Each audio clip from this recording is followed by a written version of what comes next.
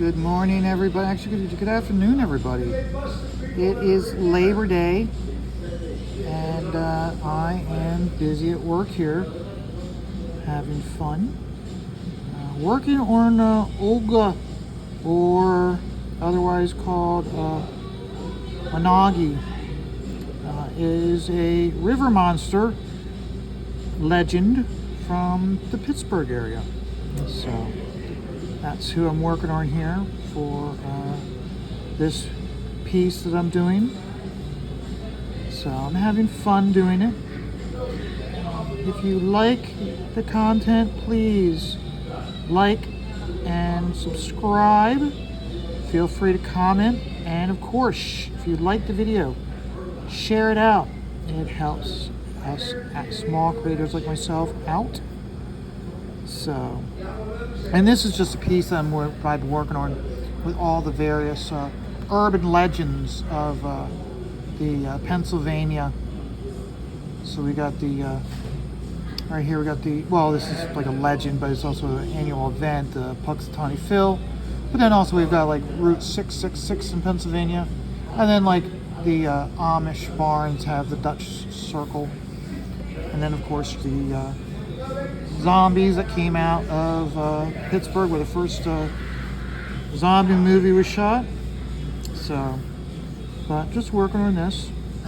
So, Aaron Lopresti last night did the 100th issue, the 100th episode of the Bernie Writes an Image of the Day, and so he did a whole episode on Bernie.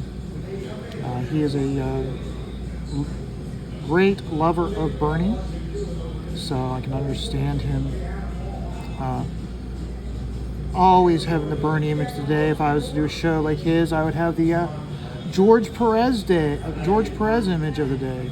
George Perez is all-time favorite artist I've ever seen. It's one of the reasons why I am still a huge fan of Ethan's stuff, because he's the last hyper detailed artist left. You've heard me say many times how, like, George has passed away, and the other artist who at first when he came on the scene, he was like the heir apparent to George, and that was Phil Jimenez, but he doesn't do anything. In fact, the last time I saw him do something, I didn't care for it because it was all digital.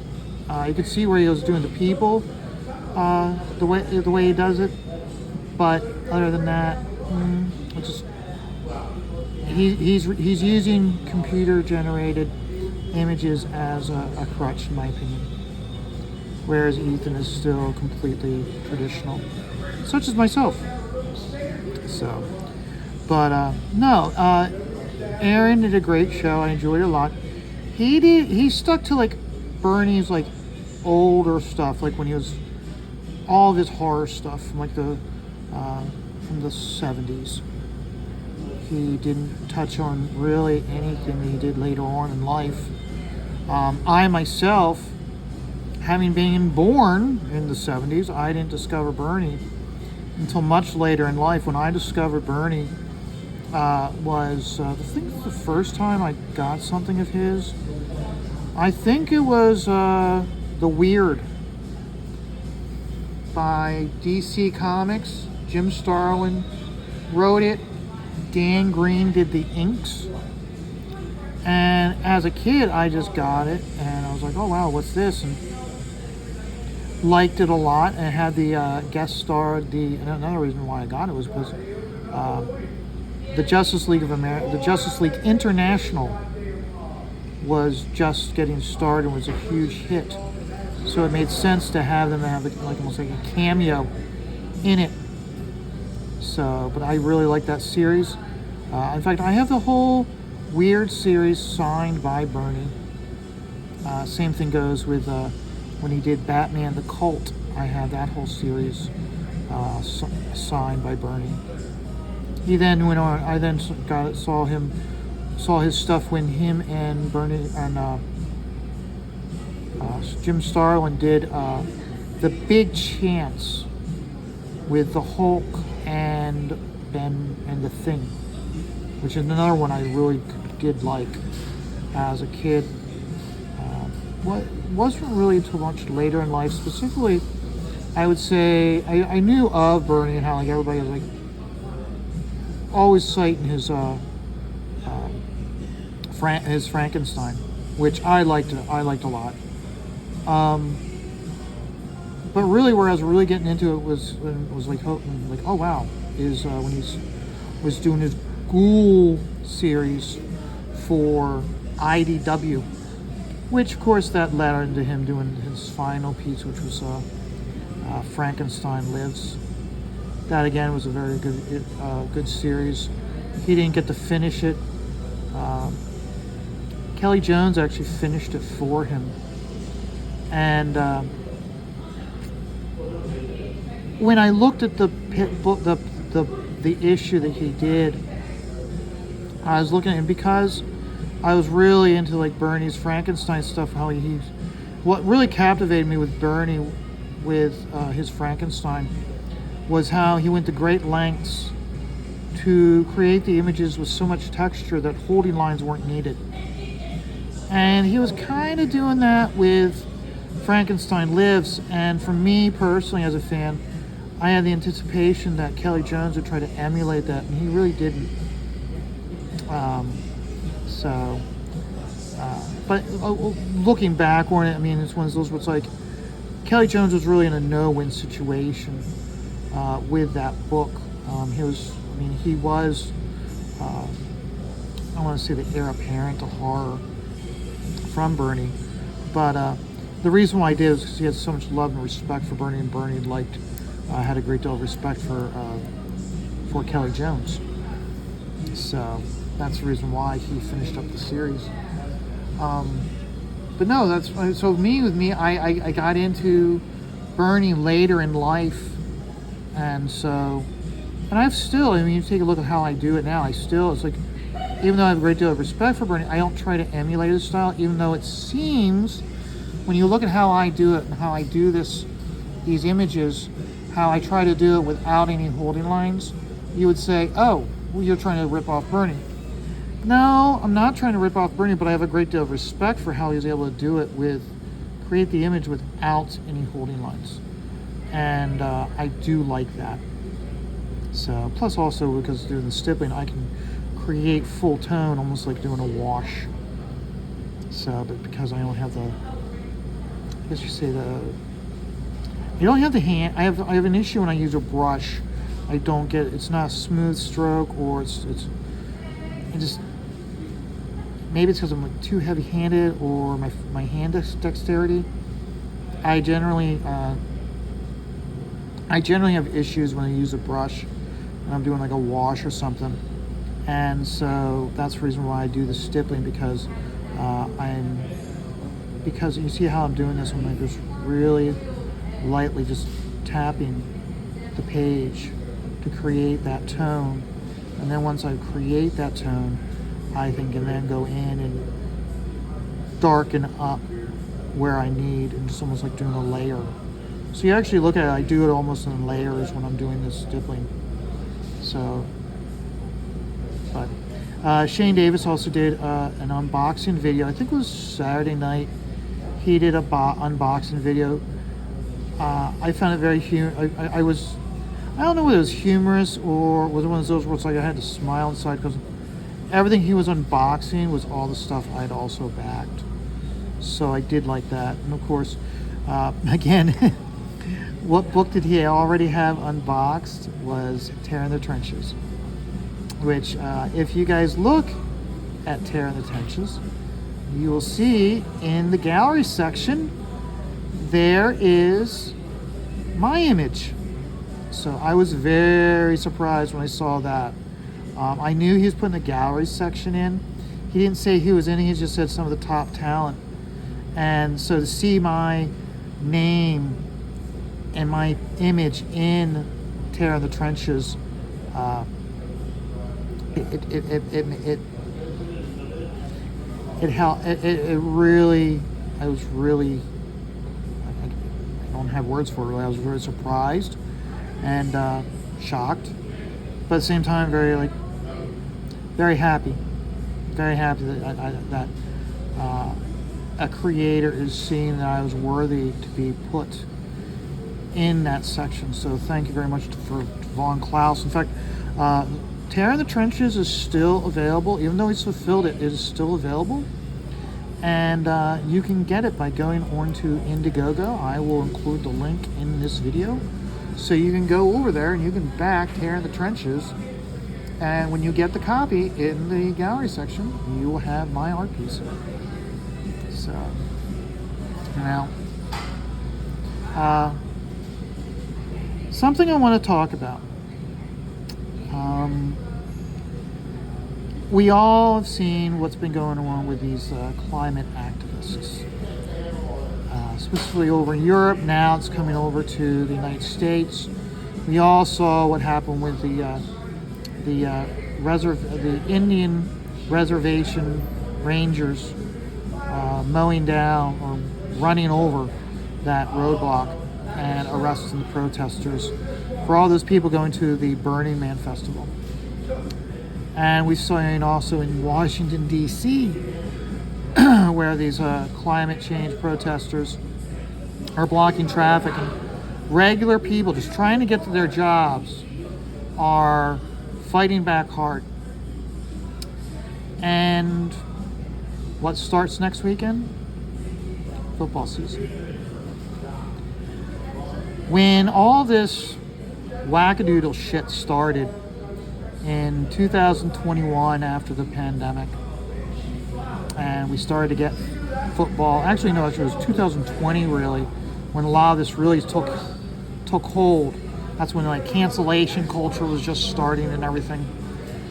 Gina Carano had been canceled, and I remember commenting how, with the direction that this country is going, the analogy I used is that in football, the way they're acting and the way their attitude is, it is completely impossible for football fans of different teams to get along and like each other.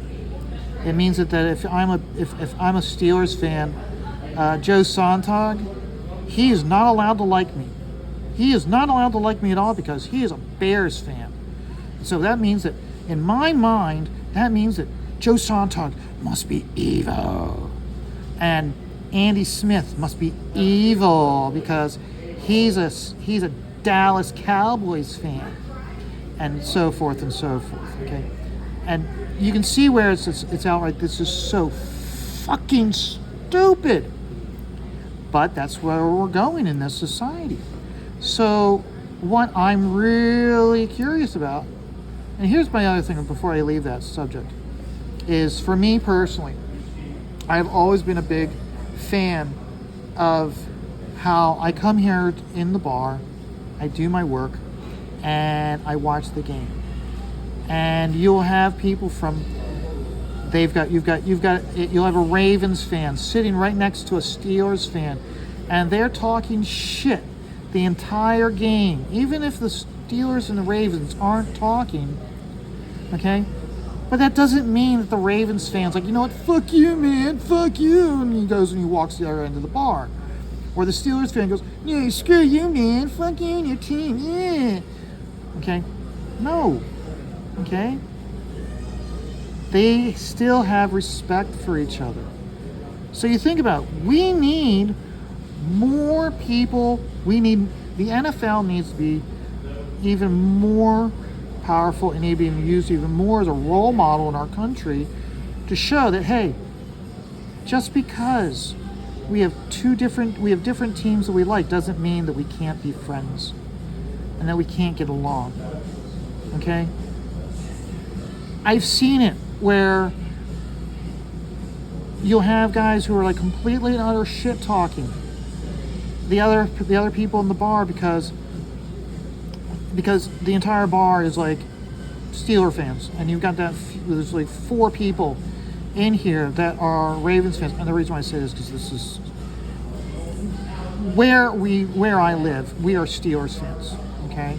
You get a minority of fans that are Eagles fans, but then you also have those that are, because of where we live in central Pennsylvania, the NFL, okay, the Roger Goodell and his asshole friends, they say you are in the Ravens market, therefore we will not air any Steelers games when the Ravens are playing. Ravens always get preferential treatment over the Steelers in this area, okay? And every single year, since for the last like 20 years, right before the football season starts, the local newspapers will write an article about it, basically saying how the fans are at the mercy of the NFL when the NFL is wrong. And then you actually now these days, you see every single time this time of year, you will get a politician in the Harrisburg area. They'll bring it up as a talking point. Many times, when it's their time to get elected, they'll bring it up, try to get the votes, try to get those Steelers fan votes, but then afterwards you hear nothing from them. Okay? We need more NFL mentality in our area, in our lives, where we can have a discussion and we can enjoy each other's company even though we have different teams. And the reason why I'm bringing this up is not because football season is starting, but because unfortunately this climate change, these wackadoodles, I can see this happening. I can see a bunch of those fans running out on the field during a game, and heaven forbid if they do it when one of the teams is on the verge of scoring, or if one of the teams is having a rally, and that momentum is shifted and hindered by these climate change activists running out in the field. Or also you have these climate change activists blocking traffic on the way to the football field, or worst case scenario, on the way home from a football game. And heaven forbid also if that team lost and you have a lot of hyper masculine men or masculine individuals who are not happy because their team lost and they have alcohol in their system. Okay?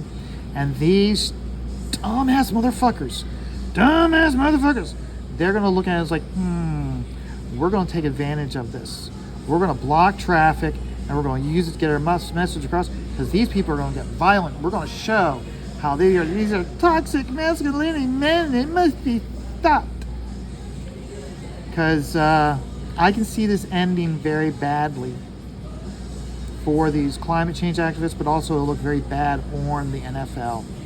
If you have a whole bunch of guys in a vehicle and they're being held up after a game or going to a game and there's alcohol involved, oh boy, I am not looking forward to that.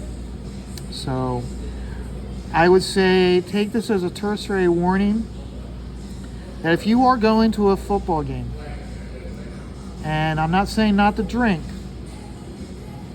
but in some ways it's going to be one of those where you kind of got to keep your temperament in check when you deal with these traffic being blocked by these climate activists. I mean, here's the thing, okay? Again, you're going to have alcohol involved, okay? You're going to have one who's going to be like, fuck these people, fuck them, blocking traffic. I got to take a piss. Oh, wait, I got to take a piss? There you go, buddy. And he just pulls out his dick and he just pisses all over him. I can see that happening. So, like I said, this is a discussion to have with your fellow football fans, specifically if you know people who are going to be going to these games, is have the conversation with them now. I personally applaud all these people who are taking matters in their own hands to pull these people off the highway when they're blocking traffic. That whole incident with the Burning Man, that whole thing start when those videos start. I mean, the clips we all see is where the Rangers just run right through their barricade.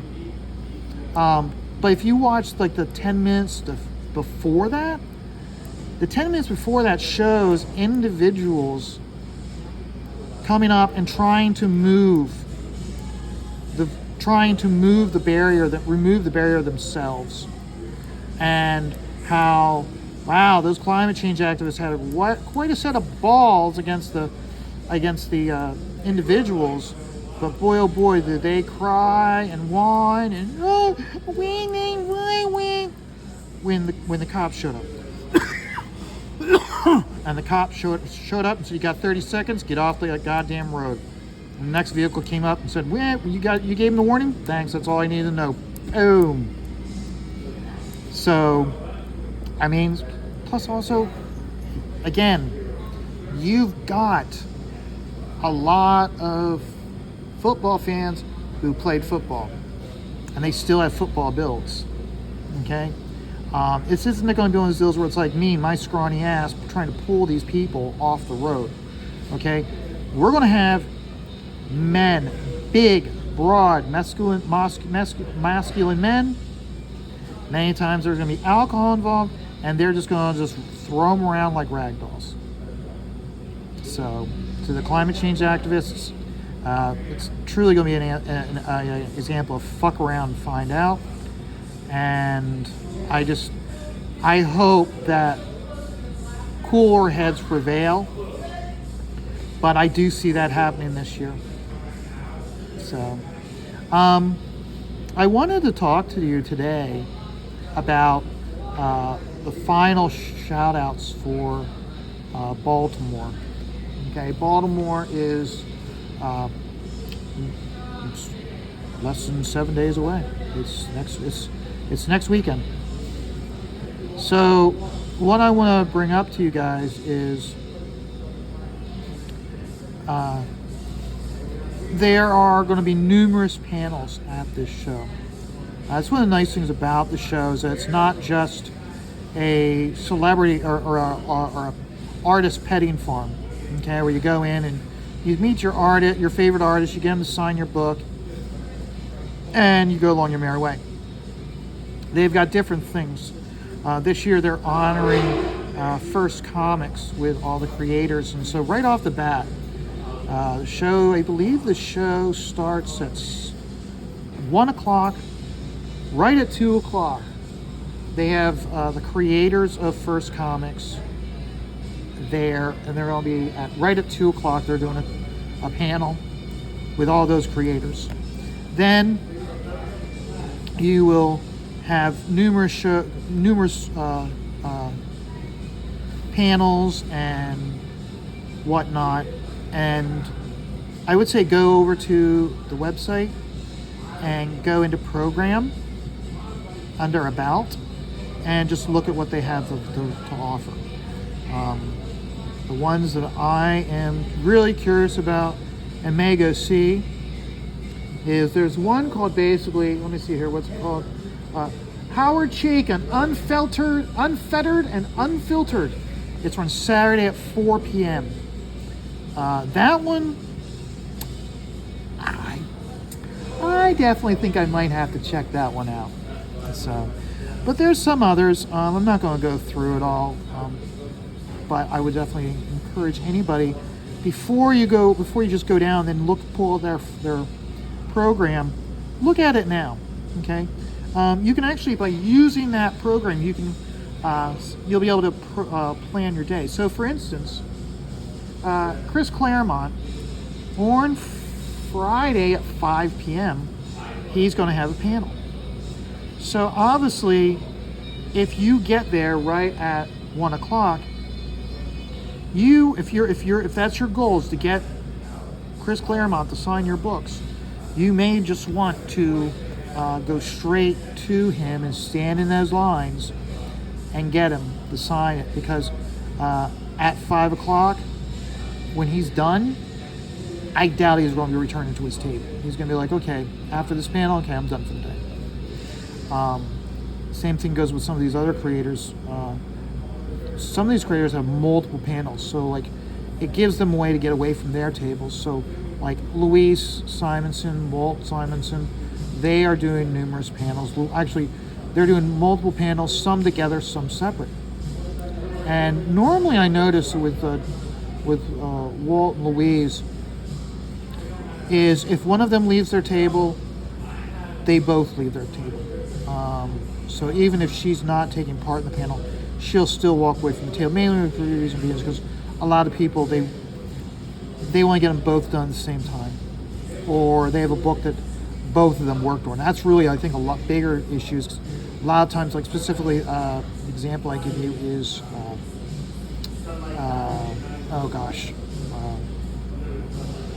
X Factor. They both worked on X Factor. So anybody going up to get an X Factor book, they're probably going to have a book that both of them worked on. I have 2 books, I think, that if I had the opportunity, I might get signed by them. So, but definitely you want to take a look at that, and so plan your day accordingly. So, last plug is for Jason Unhinged, the blind artist. He is at F41 at the show. So you definitely want to go over and say hi to him. The way the convention floor map goes, you'll see that when you look at the map, and the bottom is where you first walk in. The very top is where they have the celebrity guests, where you can stay in line to get to meet them and get photographs and get their signatures. If you walk down the far left-hand side by the concessions, you will be walking right past Jason. He is right there, opposite of the concessions. So make sure you stop by and say hi. Support a fellow YouTube Comicsgate adjacent artist. And so I'll definitely be, when I go to see Billy Tucci, I'll also remind him that if any CGer stop by his table to remind them that he's there. So we all it all helps when we support each other.